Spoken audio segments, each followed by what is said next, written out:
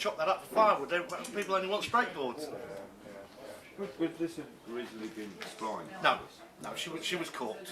That's we got from her history. We get the feeling that somewhere in the 50s, she'd obviously reached the point where she was in trouble. Well, Terror, when it first arrived with us, was in a very poor condition, having been left outside in the weather for the better part of 30 years.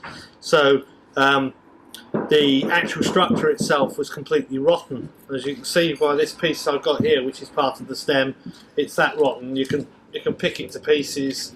The wood is completely gone. That just falls to pieces. So one of the problems was actually getting the shape back in the boat. We got no drawings, so very much like archaeology, we've had to take the boat apart piece by piece, very carefully use it as patterns. So the problem when taking some of the rotten parts to pieces is that they can just fall to pieces in your hands, in which case you spend hours trying to put the jigsaw back together before you can make it. But that to one side, it's made the job a very interesting project to do, and it's a very rare opportunity to be able to do a job like this. Probably not many people around, not many yards in the area would have considered doing it. And, hopefully when it's finished everyone will appreciate what we've done.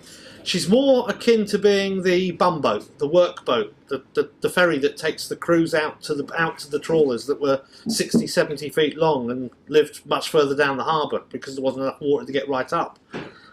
It would probably have done things like collected bags of oysters from the trawlers and load them into Terror and then sail her up the harbour to bring them up for market and for processing.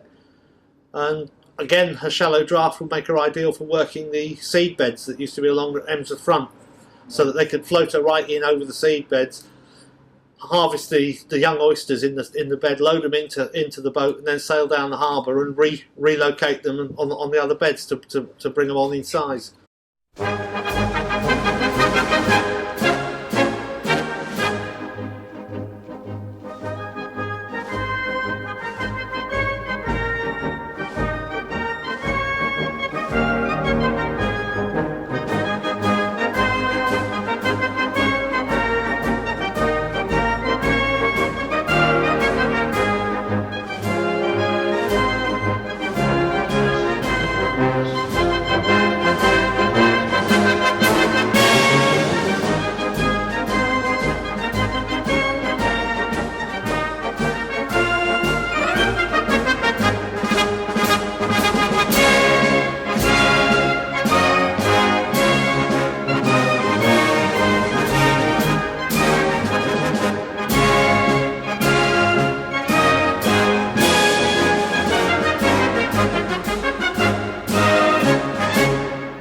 Christmas 1902, the very Reverend William Richard Wood Stevens, Dean of Winchester, with several other illustrious guests, was invited to dinner by the then Mayor of Winchester at Winchester Guildhall.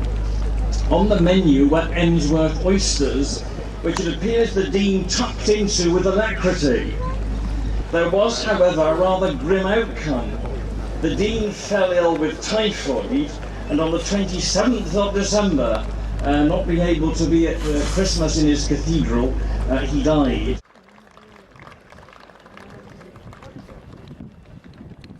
I rename the ship Terror. May God bless her and all who sail on her.